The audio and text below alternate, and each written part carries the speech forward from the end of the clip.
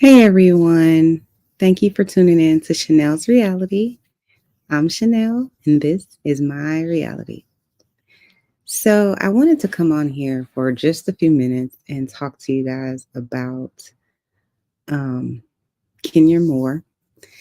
My previous video was about the email that was sent out, alleged email, let me say it like that, regarding her items, her products rather. Um,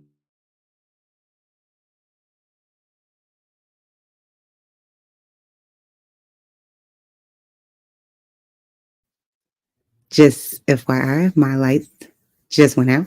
There's a hurricane headed our way, so we're gonna sit over here and be safe. Um, but anyways, like I said, I wanted to come on here and talk to you guys a little bit about. Oh, the lights just came back on.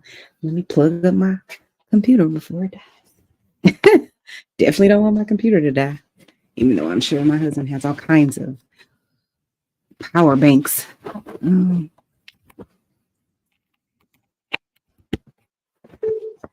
ready for us for just this very reason. So, anyways, I'll talk a little bit about Kenya Moore and a Sally thing. Oh, that's what I was saying. Um, So yesterday I reported on an alleged email that it looked as though a employee of Sally's Beauty Supply was leaked. From what I could tell, you couldn't really. It's hard sometimes to um, authenticate things, and I don't think it's been authenticated yet. But it was very eye-opening, and or I guess it kind of gives you a good idea of maybe how Sally's Beauty Supply and other um, retailers may view Kenya Moore and the current sticky situation she's been in for the past, I would say, month or two at this point, anyways. Because she's been involved and accused of revenge P to one of her at the time fellow coworkers, Brittany Eady. And there's lots and lots and lots of people on the internet, especially when that came out, hating Miss Brittany Eady, saying she and the other newbie on Atlanta Housewives aren't bringing anything, even though we haven't seen one episode. And people are also dragging this lady, and she hasn't even done anything. And when I say this lady, I'm talking about Brittany Eady. If she's done something, we, the audience, hasn't seen it yet on film. And lots of people came out to, I feel like, well, I won't say lots of people. I do feel like Kenya's fan base came out in droves to defend her. And then her friend Candy Burris also came out to defend her. Um, and almost really justifying it, in my opinion. Um,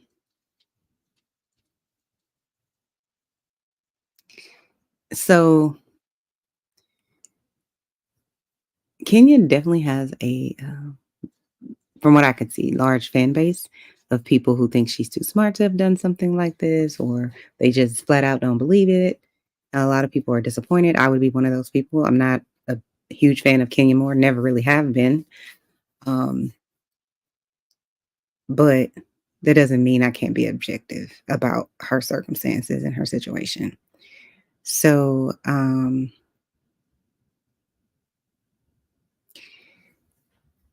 that kind of got me thinking. And because I'm up now, I've really been up for since what about 4 p.m. yesterday, so about 12 hours. Um, I wasn't feeling the greatest, so I went to the ER. I have a clean bill of health aside from some high blood pressure. um, Significantly high. And I was shocked. I was like, that's all that's wrong with me? Because I've been very lightheaded. And so I was laying here and I thought to myself, Kenya Moore, although like I said, I don't agree with probably 90% of the things that she has done on the Real Housewives of Atlanta, she's still a human being. You know, I don't, well, let me say it like this. I didn't so much really even love Erica Jane Girardi from the Real Housewives of Beverly Hills after that news broke about what her husband allegedly did in terms of basically stealing clients' money. See, my lights keep going in and out. So I'm gonna have to wrap this up.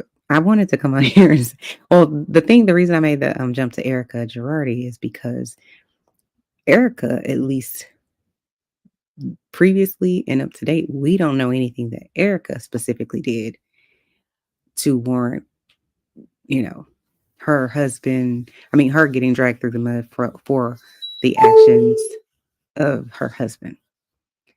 Um, but the difference between Erica and Kenya, in my opinion, is that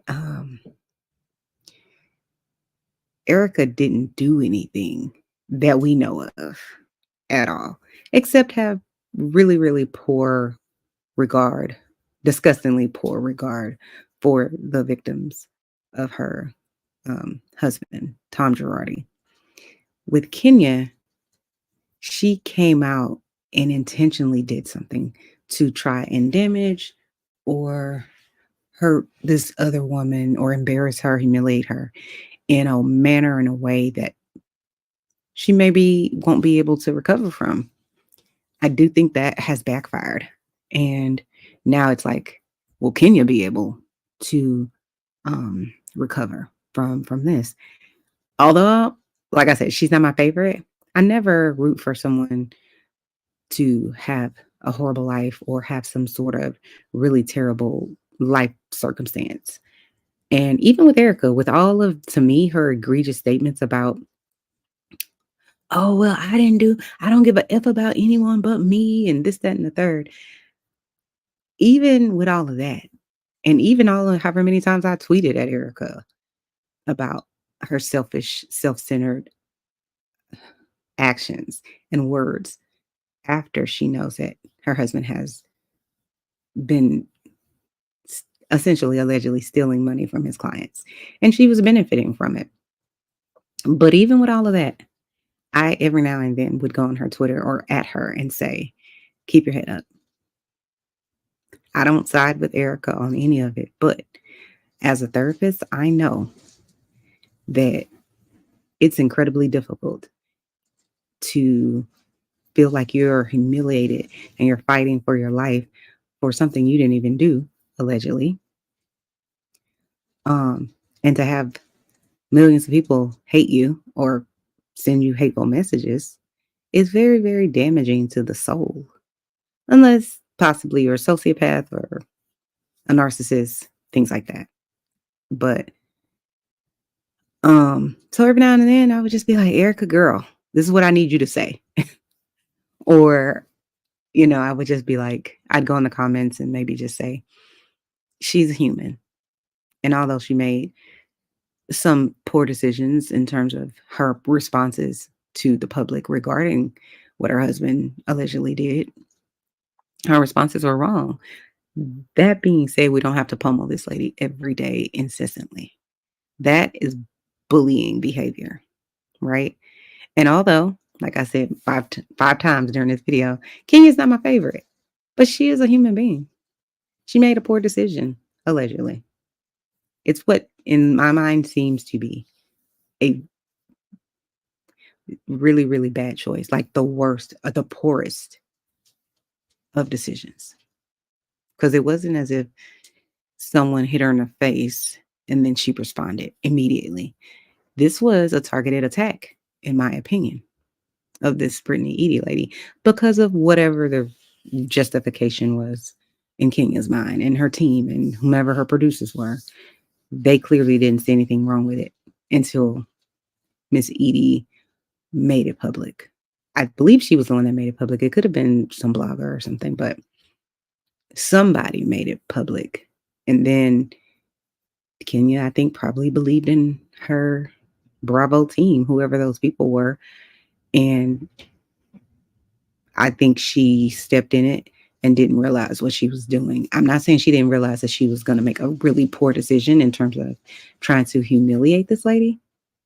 I don't think Kenya thought that she would get fired for it.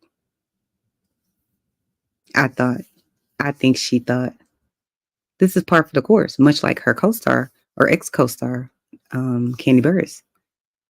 She went on the radio and said, "This is Housewives," kind of trivializing it and making it seem like that not that big of a deal, and or doing the let's change the subject tactic that people love to do when they are in deep ish. Okay, now it's what about everybody else? It's the what about isms. It's the all lives matter approach that some people, they can't just sit and say, you know what, brown people and people of color have been wronged in so many areas, and there's so many studies. There goes my lights again, on and off. So many studies to prove what we've gone through in our traumas over the years, what our ancestors went through. Oh Jesus, the light going on and off just made me lose my train of thought. If it comes back, I'll let you guys know. But I don't think she knew that it would cause this type of disturbance in her career. And like I said in my previous video, the one right before this, where I was reading the email that allegedly is alleged, but it hasn't been authenticated yet, at least by Sally's. And by now, I know they have to know. They have to know. But Kenya hasn't said a word that I know of. There goes my lights again. I don't even understand. I don't even hear thunder, so I don't understand why the lights keep going in and out. But they are. I'm just hoping it doesn't get hot because it is still 85 degrees in Houston, Texas at 4:45 in the morning or 5 o'clock in the morning. I don't even know what time it is. But anyways, let's see. What time does it say? Yep, 5 in the morning.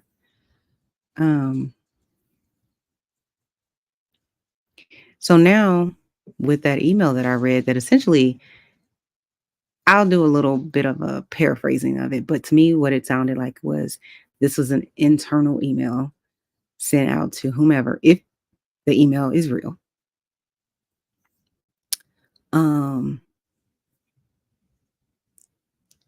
That was sent out basically saying, hey, if you encounter any customers that are requesting Kenya's products or wondering what's going on with her products, excuse me, guys, this is what you need to say.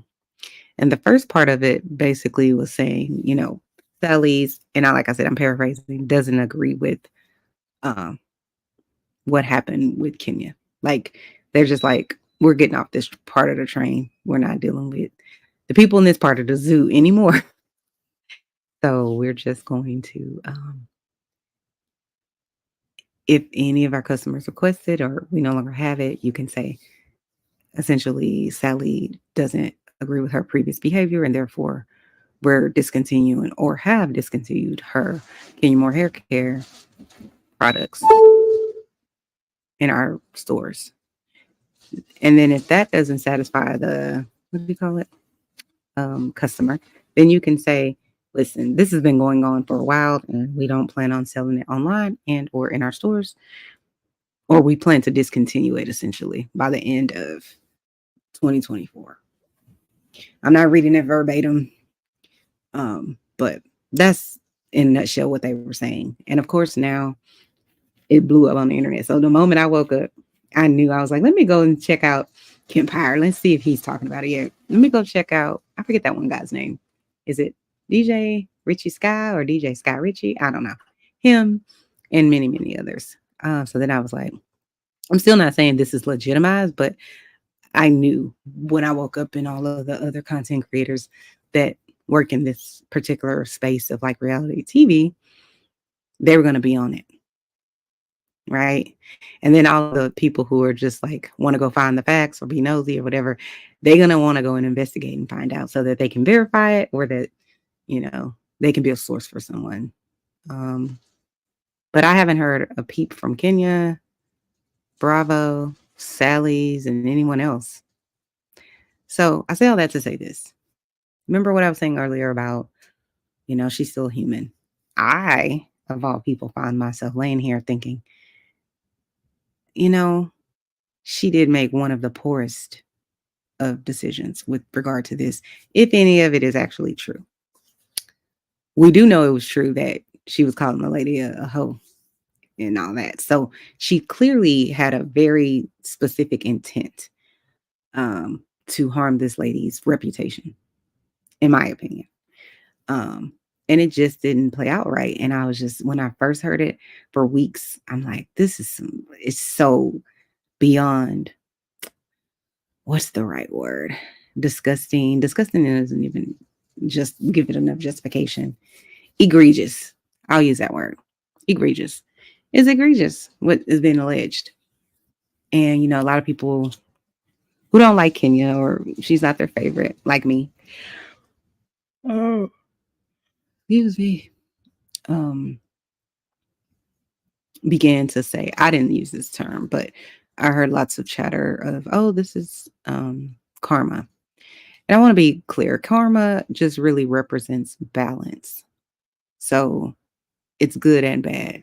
Not any one person is going to have 100% of a good life or 100% of a bad life, unless their life ends early. Then, but at some point, if you make it to adulthood and you don't have, other things that are barring you from growing up or being able to make your own decisions, like let's just say someone who has intellectual disabilities or someone who's bedridden or whatever, unless that is your situation and you don't perish as a child, you at some point will go out into the world and make decisions. But people tend to make decisions based on their own biases or past or history, I would say, what their parents did, what the world has told us we should do, or how we should think, what we should say. If you have an opportunity to do all of that and you make it to 50 plus years old, it's probably a good idea. Oh, I'm sorry, not a good idea. It's evidence that, especially with someone as successful as Kenya, it's evidence that, you know better, right? And what bothers me the most is that she hasn't apologized publicly or otherwise that I've seen. So if you've seen an apology, I'm more than happy to come on here and recant. Every beep is my lights going in and out because apparently there's a hurricane coming. So pray for Houston. Child. Um, the only good news coming out of this hurricane situation is my husband might not have to go to work tomorrow. Not that he even leaves the house to do so. But if we don't have electricity, then, we wouldn't be able to have the internet. And that's how he communicates with his team that are literally on the other side of the world, a whole nother country somewhere. He's actually leaving uh, soon to go be there in person. It's a long ways away. Thank God for things like FaceTime, right? You can always see your loved ones if they have the ability and the internet and all that, or device. Back to Kenya. It just, at the end of the day, like I said, karma is about balance.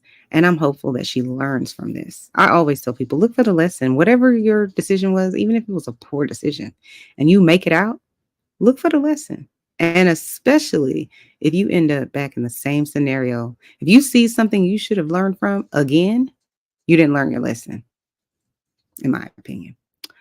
So I wanted to come on here and say, I was laying here thinking, I feel bad for her. And not in a condescending, um, poor you, um, victim type scenario. I feel bad for her. And not because she's incompetent, right? Because sometimes you can feel bad for people because you're just like, they don't have the cognitive ability to think past go. But that ain't Kenya, in my opinion. Um, and I'm also not blaming Miss Edie. I mean, whatever she did, maybe if it ever comes out, maybe I'll have some words for her. But at this point, I don't. All I have is whatever's been accused of. Kenya's been accused of, and at this point, it looks and it appears that she, and by she I mean Kenya. It just feels like her life is falling apart. So it feels like karma, but karma is just balance. It's the yin and the yang, and she's getting some sort of balance, I think. But in her situation, if she ever hears this video, I just want you, Kenya, to pay attention to the positive. Not everything is always going to be fair. And let go, honestly, let go of the unforgiveness that definitely takes root when we feel like we've been wronged. And especially if we've been wronged in a very public way. Ms. Edie, the same thing for you. If you've been in a certain situation like this before, pay attention. And you're saying it again, pay attention. And look for the lesson. But more than anything, pay attention to the positive. And I think I feel bad for Kenya because I want her to make better decisions. But I'm sure she's somewhere crying and emotional about this. Not necessarily all day, every day, but I'm sure it's hurtful. So that's why I say I hope she learns from it and looks for the lesson and pays attention to the positive. Because, like I said before, there's plenty of trolls on the internet waiting, like sharks. It's blood in the water. Okay.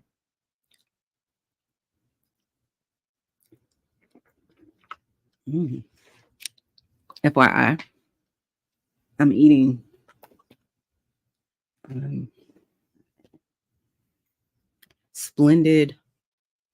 Jenny's splendid ice cream. I don't know if you guys are aware. Whoever Jenny is, thank you for blessing our souls with your ice cream. That's all the people. I want to know who made up this idea that we can't have dessert for breakfast. Or like, listen, it's 5 a.m. and I'm eating lemon bar ice cream as I should. But no, who decided we need 3 meals a day? Who decided I can't have my dessert first? They say, oh, it's going to ruin your appetite, but you still bring me the spinach dip. That's not going to ruin that's not going to ruin my appetite. Furthermore, sidebar, how is it such a far-fetched idea and people are so astonished if you happen to be a person that eats, let's say, a brownie for breakfast? I want to know, what's the difference between a brownie for breakfast and Krispy Kreme donuts for breakfast? Shout out to Krispy Kreme. Love me a good Krispy Kreme donut. Okay. They put one by my house when I was like 20. And then maybe about 3 years later, it closed. And then literally about 6 years ago, they put another one. But that was my childhood home, the first one I was telling you about. They put another one by my adult home, which isn't far from my childhood home. And they put Dairy Queen. Listen. I was like, not today, Satan. Because you know what the problem is? I can't drive home in peace. You know why? Because right before you get to my the entrance, I would say, not to my neighborhood, but when you're close, there's a whole sign on Highway 6 that says hot. And it's illuminated and it's, listen, calling my name. Okay. So now I'm all in the, getting the Krispy Kreme donuts. And next door, like I said, is freaking Dairy Queen. I was just like, this is not of God. This is a trap that Todd set up to come to us with the bullshit. Everybody that watches Atlanta knows that. But anyways, yeah, I don't know who decided all of these things for us. Because I can eat a Krispy Kreme donut or I can eat those cake donuts. You know those ones that are like, you can buy them in the store. I think they're made by something like Otis. I can never understand how to pronounce the other part, but it's like Schmunger, Otis, Schmunger, something. and they make really good cookies too. But it's just like so this cake will allow the kids to have cake for breakfast, but she can't have a brownie. Tell me exactly what the difference is in the comments because I don't know. I don't see the difference. And people think something's wrong with you if you're eating like that in the morning time. But that's the whole because my thing is who made these decisions? I want to know who made that food chart along with who made the scale of pain when you go to the hospital from 1 to 0. I'm sorry, from 1 to 10. Like someone can actually measure your pain. They cannot. That's why the doctor has to ask you, what is your pain level? But your pain level is gonna be relative. I'm not gonna even go down that road. But um, what in the world is this? I don't know what that was. Um, yeah, they set me up with the Dairy Queen next to the Krispy Kreme. I'm just like, mm-mm. That one. And every time I drive and that hot button would be, I had to go and get a hot donut. Like I said, don't judge me. Don't judge me because there's millions of people running around feeding their children Shipley's donuts for breakfast or whatever donut shop their favorite donut shop is on. Anyway, back to Kenya. I just want everybody, people who feel the way I feel about some of her actions, to just say a prayer for that lady. And the prayer isn't for her to have some sort of downfall. It's more of like, please help her understand uh revenge is not necessary. You're building your own trauma center when you practice revenge. And that trauma center that people have, listen, is loaded with things like fear, unacceptance, rejection, childhood, adulthood, traumas. It's full of all kinds of things that people, frustrations, anger, unforgiveness, like it's building blocks for a disaster and a nightmare of a life. But it can be broken down. That's the good news. It can. It could be broken down with things like love and forgiveness. Um, Paying attention to the positive, being grateful. These types of things are powerful to help you come out of that type of behavior of revenge and not being forgiving. And to all my church people that, say the Lord's Prayer, make sure that when you say it, you realize what you're saying. Because there's a very specific part where it says, um, basically, God, treat me the the way I've treated people. Because I think it says something like, um, forgive us of our debts or debts as we forgive those who, or I think it says transgressions, as we forgive those who have transgressed. What's the right word? So forgive me in the same essential way that I forgive people who have trespassed against me. That's what I was trying to say. So be clear about what you're asking. You're saying essentially, judge me as I've judged. Forgive me in the way that I forgave or have forgiven. And if you're an unforgiving soul or person, you don't want to pray that prayer. You don't want to pray the prayer for God to forgive you in the way that you forgive others. If you're that person that's unforgiving for whatever the reason is, because you're saying to God, do to me what I've done to others, and that I promise you is not what you mean. So if you're saying in your prayer to ask God to forgive you for your transgressions in the same way that you've forgiven others that trespass against you and you haven't forgiven them, you're essentially saying to God, don't forgive me either.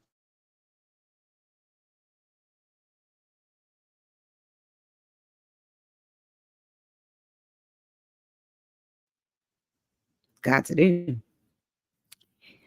for you. So I just, Kenya, like I said, if you ever see this, come across this, you're welcome to come on Chanel's Reality and give your tea or your perspective. And I'm mostly a fair person. What I mean by that is I don't go out of my way to be unfair to anyone. I try my best. But we're all human and we're gonna make mistakes. And all you have is now and right now. I'm just not a vindictive person, so I probably would never be in the situation that King is in. Um, So moving right along, I wanted to talk really quickly about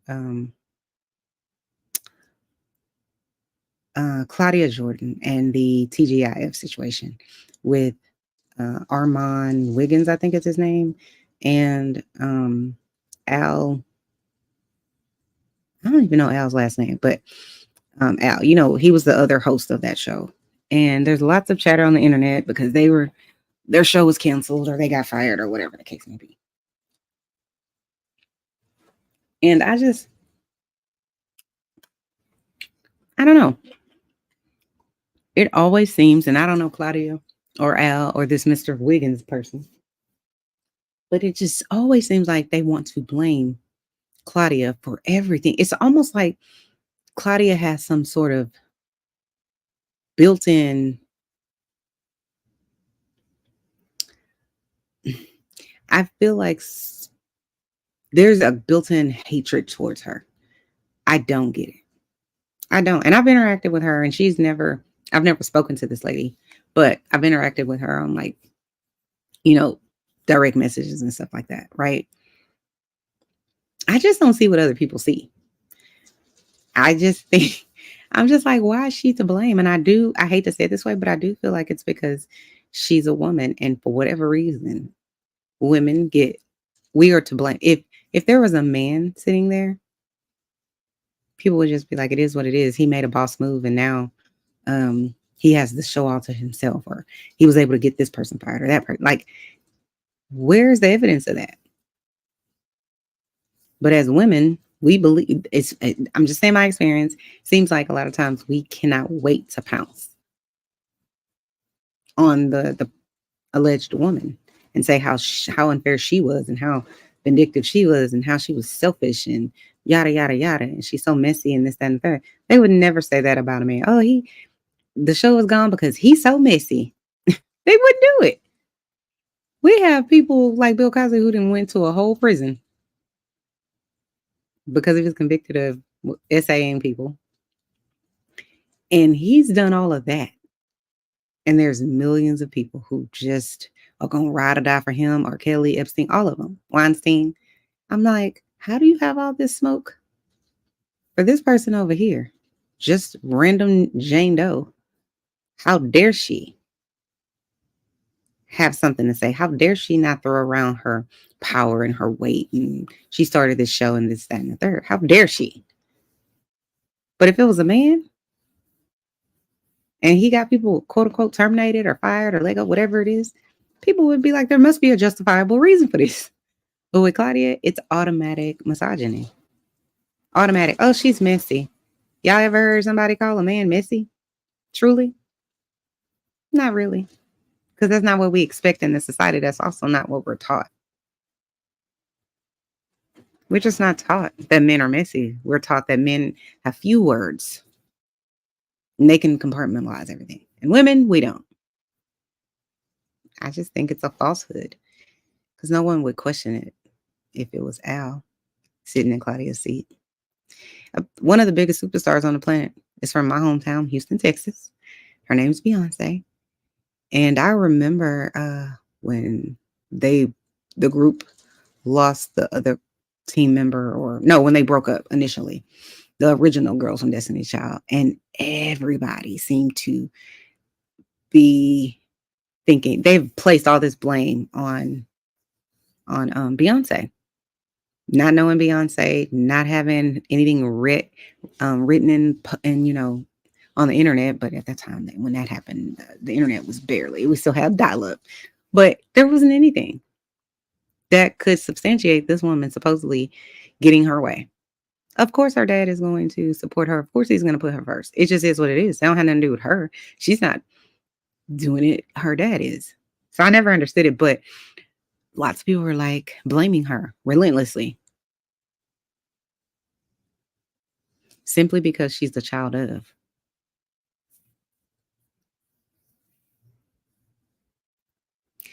And because she's a woman.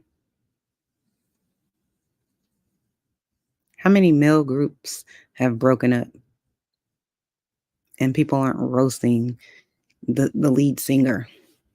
They see them as equals.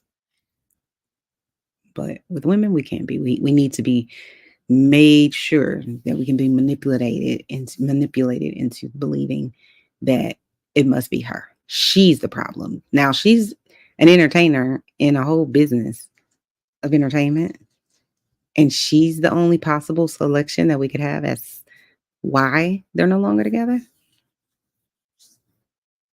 People don't do that with men. I didn't hear anyone talking about I'm trying to think of another pop group where someone split. Was Justin Timberlake in a pop group? I think he was. I don't remember people hating Justin for going on and becoming Justin Timberlake. I don't know if I said Justin Bieber. I meant Timberlake. And now I'm saying Timberlake. Is that his last name? Justin Timberlake? Yeah, I think that's his last name. Um, they don't. They don't come for him. They're like, he's clearly talented. And this is the thing. We all knew Beyonce was talented, but people still blamed her for something that literally had nothing to do with her. She didn't have a decision making. She didn't have any power to decision make in that era at that time. She was an artist who was what 20 years old, 19. Anyway, chime down in the comments. Let me know what you guys think about um, Claudia and what all of the internet is saying about her. Um,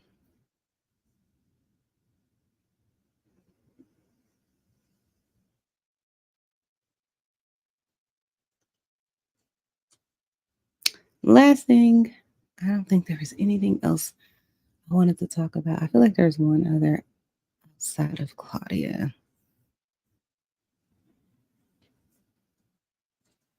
I feel like there was one more topic I wanted to speak on before I lay my little head down to sleep.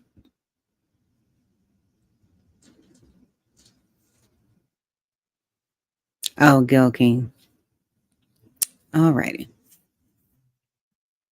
So Gayle King, listen, I always liked Gayle. She seemed like she was a true friend to her bestie, Oprah. But it's been kind of going around about how Justin Timberlake was stopped by the police. I think he was stopped twice, actually. I think he was let go the first time, um, with like a warning. And I believe the another cop or the same cop found him later, and he still was drunk. And anyway, I don't understand how the first if you're going to let someone go with the okay, you seem to be driving crazy or you're intoxicated. If that's the case, and you're going to let them do that, why would you let them go home in their car? Because they're still in a circumstance and situation where they could potentially unalive people on the road. I would love to know if maybe he Ubered home or the police took him there and then someone towed his car there and he went back out later. But I don't know. Um, I know it was in the Hamptons, and whenever you have a lot of celebrity or a lot of influence, a lot of power, they allow things to go on and release people that they wouldn't necessarily release had those people not be named. Beyonce, Justin Timberlake, and whomever else, right? Our society loves to find fault, but we equally love to um, give celebrities a pass for whatever reason, a huge one. And I don't think someone driving drunk or under the influence should ever be given a pass. I think if you want to go out and party and you want to do all that, that's fine. Have a driver. Just pre-plan your way home. I'm not talking about, oh, now that I'm drunk, let me call an Uber. I'm not talking about that. I'm saying, I know I'm going out. I'm going to go hang out. I'm going to have a drink or two with my friends or my husband or whoever it is that you're choosing to go out with, right? Pre-plan your way home, unless the person you're driving with doesn't drink. So then you're going to have someone sober the whole time. It just makes no sense to me to completely forego that. I have a friend that a few years ago, um, kids were at a game. They were driving home. They were crashed into by a drunk driver and they didn't survive. And they were all just being teens, minding their business, just trying to go home. as a 16-year-old. No survivors. Right here in my whole city. It's just so tragic. So I say that to say this.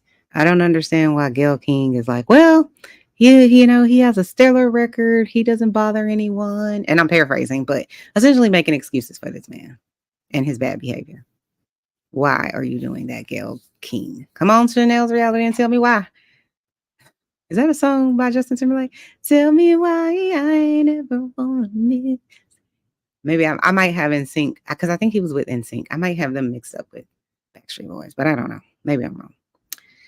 Um, no pun intended with that song. But I think I want Gayle King and others to just shut the hell up when it comes to something like that because not everybody makes it home, including the driver. For some reason, it seems to me though, way more than you would ever expect. The person that's driving under the influence somehow makes it out of the wreckage with almost no injuries. But somehow the passengers in their car or the people that they hit and unalive, they don't have the same outcomes. And it's frustrating. And then when you get on TV and justify it and say, well, he hasn't, this is, he's had a stellar career and he hasn't had these types of problems before and blah, blah, blah, blah. How do you know what type of problems this man has had? How do you know that just like the first cop that let him off with a warning or whatever, how do you know since he's been Justin Timberlake at the age of 19 or whatever, whenever it was that he joined the Backstreet Boys or NSYNC or whomever, whatever group he was from, how do you know he didn't have this poor behavior and poor decision making prior and even present? Gayle King, how do you know that? You don't. You don't. Were you his girlfriend or not? How would you know what his day-to-day drinking habits are or day-to-day drinking and driving habits are? And it's really gross to even justify it, even to me more so because Justin Timberlake has excessive amount of means, right? To prevent this type of stuff. Meaning I'm certain he can afford a driver. Drop me off, pick me back up. Is that too difficult? It's not. There's no difficulty in that when you have massive amounts of money at your fingertips. And even if you don't have massive amount of money, you have someone that knows that you're alive and wants you to stay that way. So you can't find some sober person to drive you to the party and drive you home. It makes no sense. And then you justifying it, Gayle King, makes it 10 to 100 times worse. It's this idea that he should have a privilege that other people don't simply because he's well known. Sis, right is right and wrong is wrong. And in this circumstance, Gayle King, you are wrong. And please stop trying to justify something like that.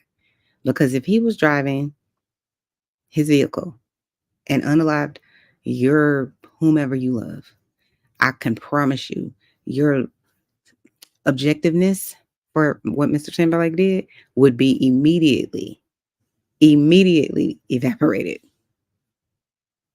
People don't seem to understand or care about certain things until it's on their doorstep. So we don't care about gun control. I'm sorry. We don't care about pow pow control until someone in our family is pow powed. We don't care about drug use or substance abuse in the way that we should until someone in our family overdoses and doesn't make it. And when I say that, I'm not talking about everybody, but I'm saying generally in our public.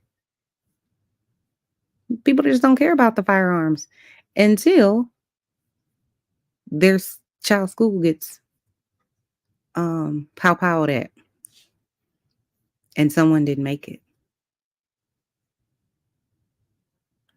And for people like the NRA, they're like, you know what? That's why we need more pow pows in the schools so they can protect the It's just like, oh my God, stop it, knock it off. That's their way to keep their money. It's double talk. Yes, we know GUNs are a problem, but how we're gonna fix the problem is adding more GUNs. Stop it. There's a reason there's a lockbox, right? For a GUN. The reason parents have a lockbox and combination and whatever else is because of how many children unalive themselves or their siblings by accident. So that's why we have those things. We want to make sure it's safe and sound, and therefore we can keep our families safe and sound. And you, Gail King, sitting on the internet or on CBS or ABC or whoever it is she works for, justifying this and saying it's because he's a good guy. Listen, so were the children that were riding home in the car with their friends that I just told you about, and they didn't make it. They were just trying to go home. They weren't even drinking. They were just trying to go home and they didn't make it.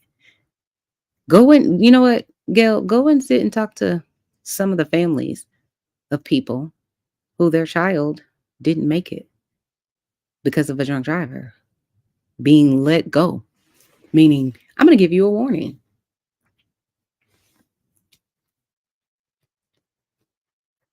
Go talk to those people. Go to those group meetings to deal with the PTSD.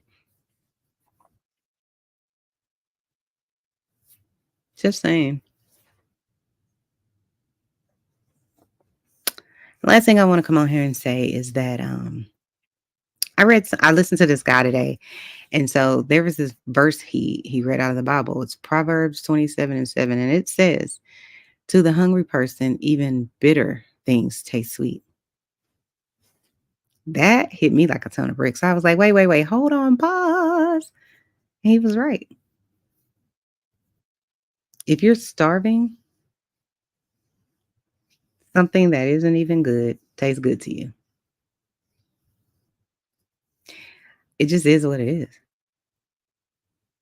If I'm starving and I don't know when my next meal is going to come, the cracker you're offering me sounds great. But for someone that's not starving, them knowing I'm going to have a bowl of spaghetti later, they don't have to eat the cracker. They can wait, right? I think we fill ourselves with the worldly ideas and how the world tells us we can heal, and we get so immersed in. So for example, years ago I went on a juice diet, right? I watched some documentary and then I went on a juice diet, and literally I lost like 40 pounds in 2 weeks. It was bananas. It was crazy.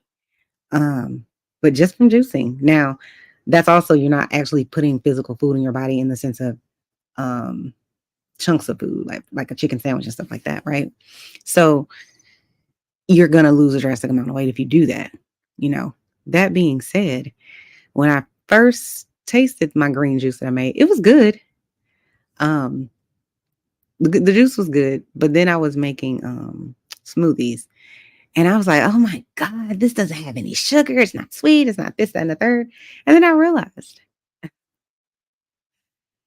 after I stopped juicing and went to Smoothie King, because they have a whole thing where, oh, there's healthy in every sip. Lies. Lies you tell, allegedly.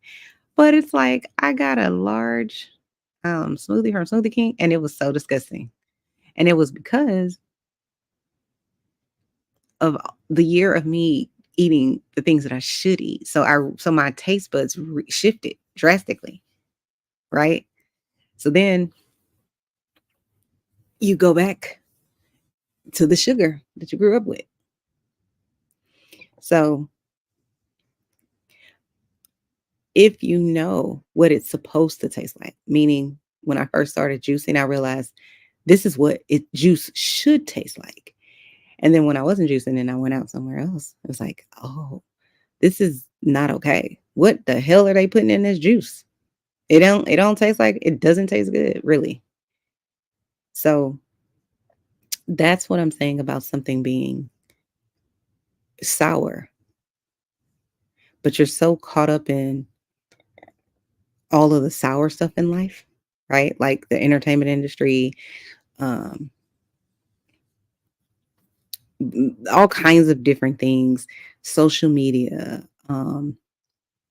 I say social media because we're all on TikTok or Instagram or on Facebook or wherever it is, you're on Twitter.